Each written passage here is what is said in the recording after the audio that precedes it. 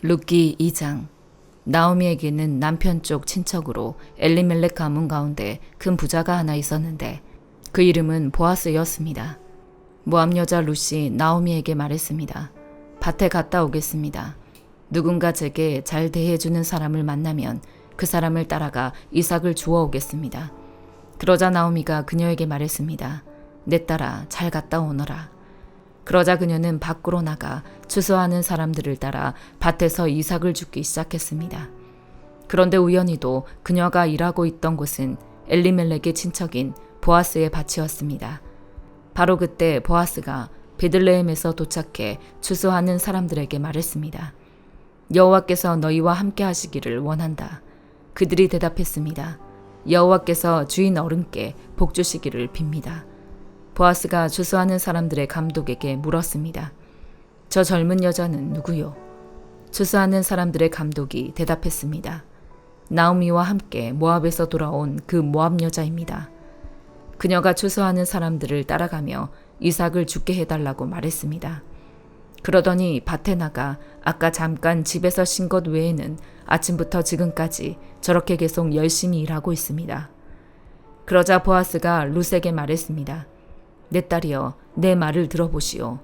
다른 밭에 가서 이삭을 줍지 말고 여기서 멀리 가지도 말고 여기 내 여종들과 함께 일하시오. 사람들이 추수하는 이 밭을 잘 살피며 따라다니시오. 내가 사람들에게도 당신을 건드리지 말라고 말해두었소.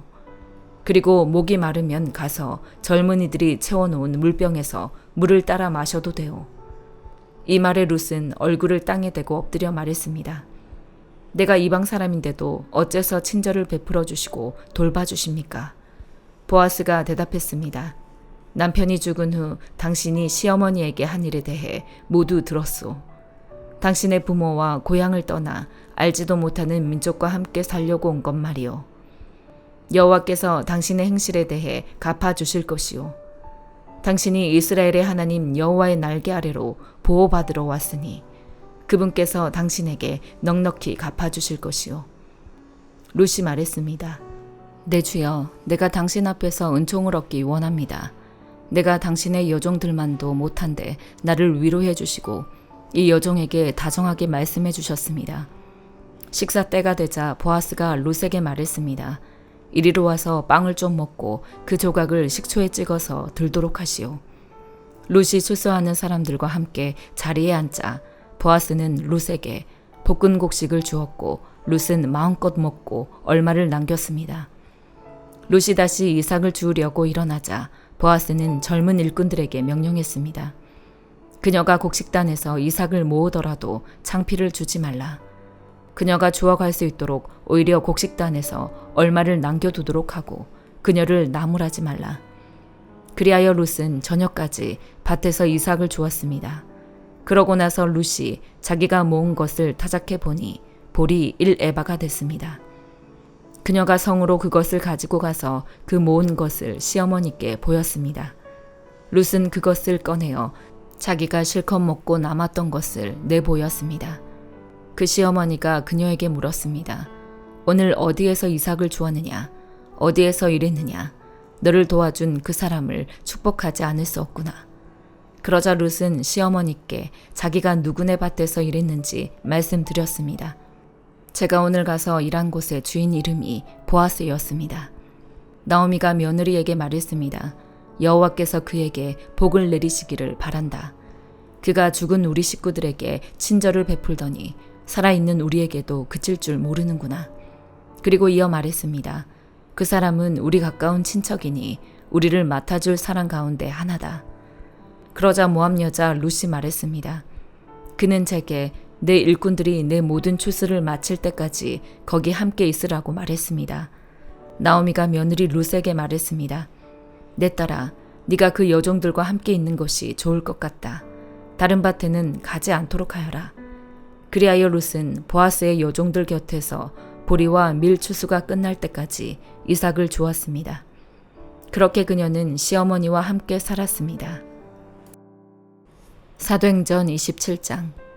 우리가 이탈리아로 배를 타고 가도록 결정이 나자 바울과 다른 죄수들은 황제 부대에 소속된 율리오라는 백부장에게 넘겨졌습니다. 우리는 아시아 지방의 해변을 따라 항해하게 될 아드라무테노 호를 타고 바다로 출항했습니다. 데살로니가 출신의 마케도니아 사람 아리스다고가 우리와 동행했습니다. 이튿날 우리는 시돈에 닿았습니다. 율리오는 바울에게 친절을 베풀어 그가 친구들에게 가서 필요한 것을 공급받을 수 있도록 허락해 주었습니다. 시돈에서 우리가 계속 항해할 때 역풍이 불었기에 우리는 키프로스 해안을 끼고 항해하게 됐습니다. 길리기아와 밤빌리아 앞바다를 지나서 루기아 지방의 무라에 상륙했습니다. 그곳에서 백부장은 이탈리아로 가는 알렉산드리아 호를 찾아 우리를 그 배에 태웠습니다. 우리는 여러 날 동안 느린 항해 끝에 가까스로 니도 앞바다에 도착했습니다. 그러나 바람이 불어 우리 항로를 지키지 못하고 살몬의 맞은편 크레타 섬을 끼고 간신히 해안가를 따라 움직여 라세아 도시에서 가까운 아름다운 항구라는 곳에 이르렀습니다. 많은 시간이 소모되고 금식하는 절기도 지났기 때문에 항해가 위험해졌습니다. 그래서 바울이 사람들에게 충고했습니다. 여러분, 내가 보니 우리가 이렇게 계속 항해하다가는 재난에 빠지고 배와 짐이 큰 손실을 입을 뿐 아니라 우리 목숨도 위태로울 것입니다. 그러나 백부장은 바울의 말보다는 선장과 선주의 말을 더 따랐습니다. 그 항구는 겨울을 나기에 적당하지 않았기 때문에 대다수의 사람들이 베닉스에 가서 겨울을 날 수 있기를 바라는 마음에 계속 항해하자고 했습니다. 베닉스는 크레타 섬에 있는 항구 도시로 남서쪽과 북서쪽을 향하고 있었습니다.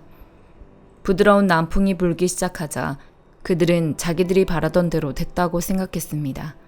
그래서 그들은 닻을 올리고 크레타 섬 해안을 따라 항해했습니다. 그런데 얼마 지나지 않아 그 섬으로부터 유라굴로라는 태풍이 불어닥쳤습니다. 배가 폭풍에 휘말려 방향을 잡을 수가 없었습니다. 그래서 우리는 배가 가는 대로 내막기로 표류하다가 가우다라는 작은 섬 아래쪽을 따라 지나면서 간신히 거룻배를 바로잡을 수 있었습니다. 선원들은 그 배를 끌어올리고 아래로 밧줄을 내려보내 선체를 둘러맸습니다. 그대로 가다가는 배가 스르디스 해안에 모래 언덕에 처박힐까 두려워 그들은 닻을 내려 배가 포류하게 했습니다.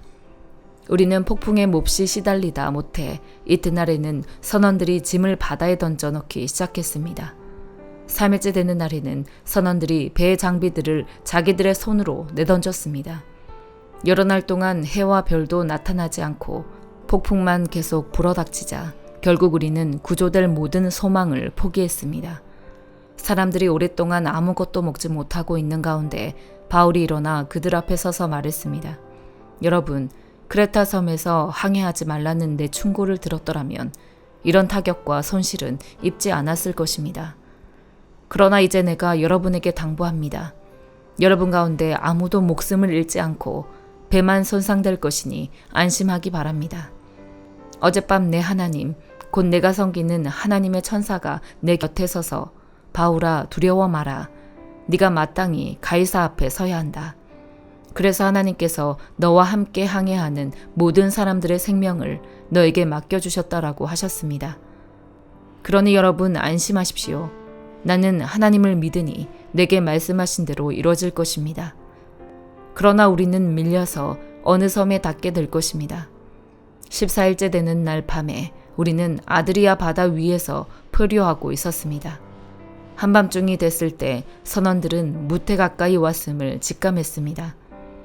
수심을 재어보니 물의 깊이가 약 25오르기아였습니다. 조금 있다가 다시 재어보니 약 15오르기아였습니다.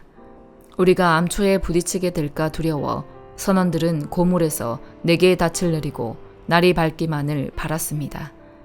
그런데 선원들은 도망칠 속셈으로 뱃머리에서 닻을 내리는 척하면서 거룻배를 바다에 띄웠습니다.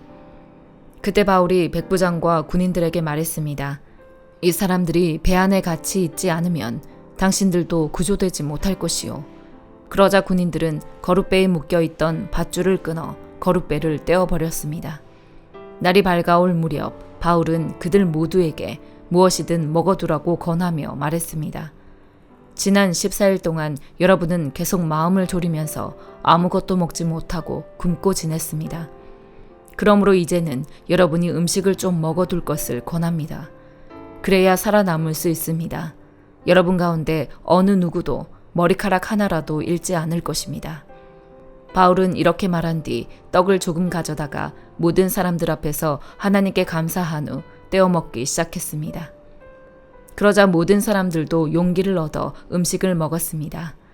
배 안에 있던 사람은 모두 276명이었습니다.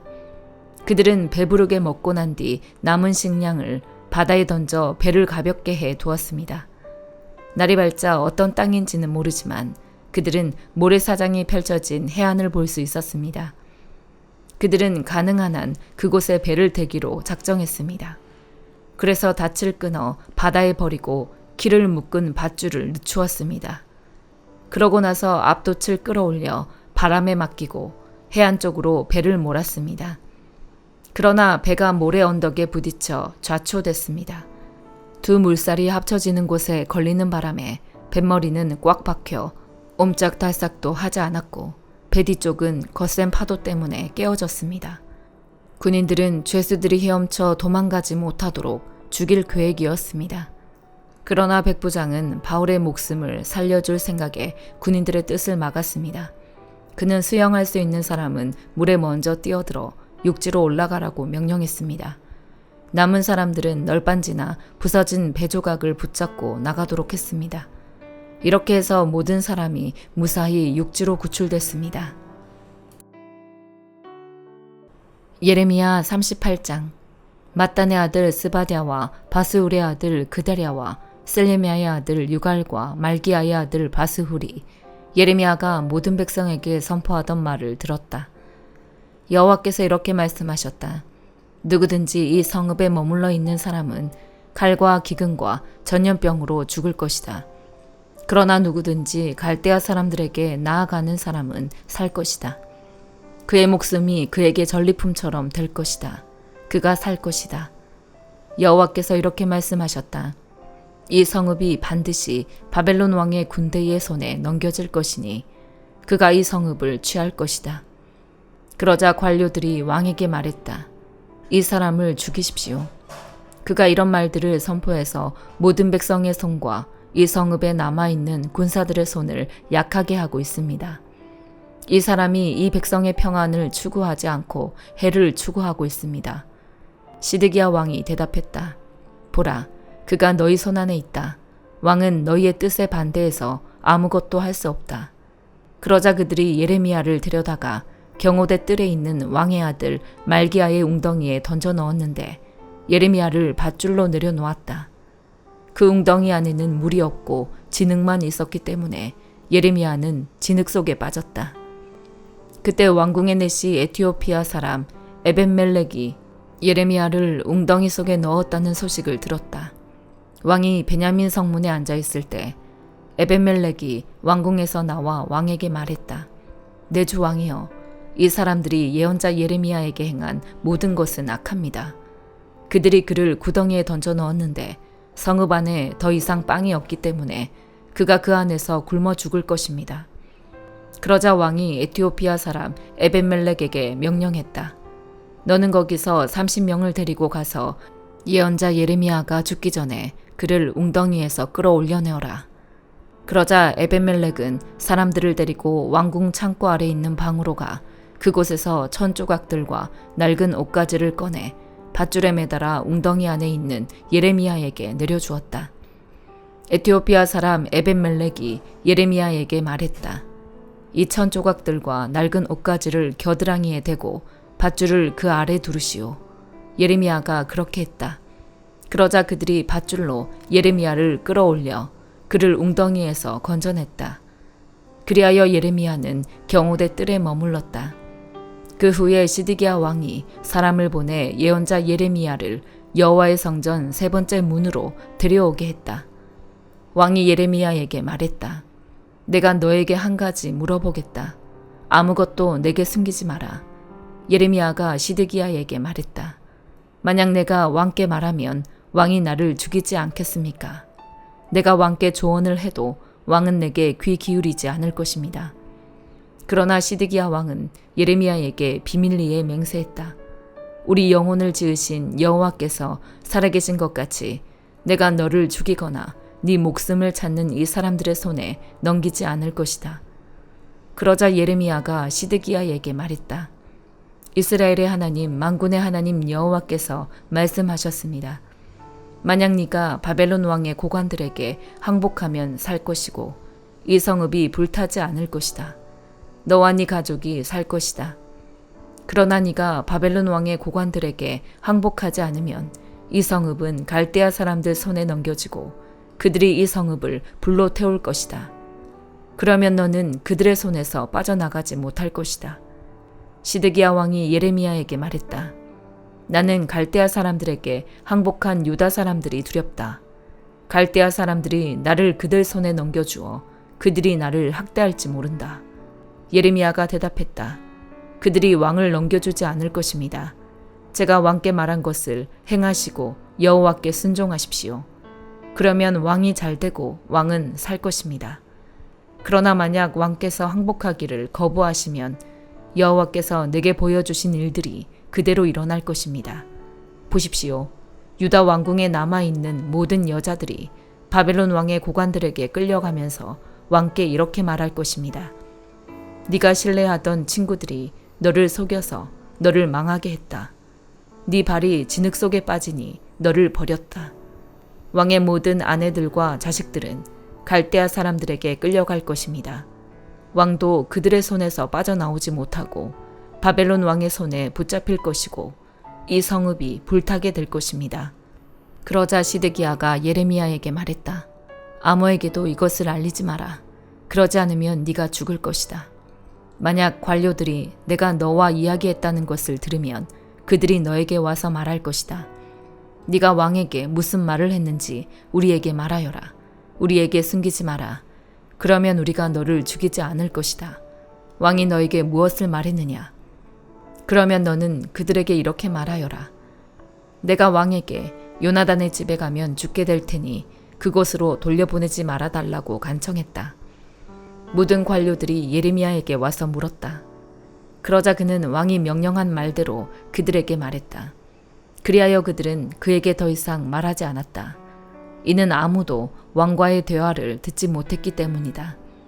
그리하여 예레미야는 예루살렘이 함락되는 날까지 경호대 뜰에 머물렀다. 예루살렘이 함락될 때 예레미야는 그곳에 있었다. 시편 10편. 오 여호와여, 어찌하여 멀리 서 계시며 어찌하여 내가 어려울 때 숨어 계십니까? 악인들이 교만해 가난한 사람들을 학대하니 악인들이 자기 꾀에 넘어가게 하소서. 악인들은 그 마음에 품은 악한 생각을 자랑하고 여호와께서 미워하시는 욕심 많은 사람들을 축복합니다. 악인들은 교만하고 거만해 하나님을 찾지도 않으며 하나님이 없다고 생각합니다. 그러나 그 길은 항상 잘되고 주의 심판은 저 멀리 있어 그들에게 미치지 못하니 악인들은 모든 반대자들에게 코웃음만 칩니다. 그는 마음속으로 나는 절대 흔들리지 않으리니 내게 어려움이 어디 있겠는가 합니다. 그 입은 저주와 거짓과 위협으로 가득 차 있고 그 혀에는 해악과 허영이 있습니다. 그는 으슥한 뒷골목에 앉으며 은밀한 곳에서 죄 없는 사람들을 죽입니다. 그가 노리는 것은 가난한 사람들입니다. 그는 굴 안에 있는 사자같이 조용히 웅크리고 가난한 사람을 잡으려고 기다리다가 가난한 사람을 잡으면 그물로 덮쳐 끌고 갑니다. 그 잡힌 사람은 굽실거리며 비굴하게 살다 결국에는 그 힘 있는 사람 때문에 쓰러지게 됩니다. 그는 마음속으로 하나님이 잊어버리셨다. 그분이 얼굴을 숨기시고 영원히 보지 않으시리라고 합니다. 오 여호와여, 일어나소서. 오 하나님이여, 주의 손을 높이 드소서. 힘없는 사람들을 잊지 마소서. 어째서 악인들이 하나님을 모독하게 내버려 두십니까? 그들이 속으로 주께서 벌을 주지 않으시리라고 합니다. 그러나 주께서는 그것을 보셨습니다. 그 학대와 억울한 것을 보시고 주의 손으로 갚아주시려고 하시니 가난한 사람들이 그 몸을 주께 맡깁니다. 주께서는 고아들을 도와주시는 분입니다. 악인들과 악을 행하는 사람들의 팔을 부러뜨리소서. 모두 없어질 때까지 그 악함을 들춰내소서. 여호와께서는 영원토록 왕이 되시리니 이방 민족들이 그 땅에서 사라질 것입니다. 여호와여, 주께서는 힘없는 사람들의 소원을 들으셨습니다.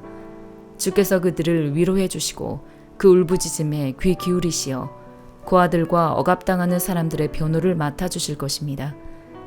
그러면 세상에 다시는 억압당하는 사람이 없을 것입니다. 아멘.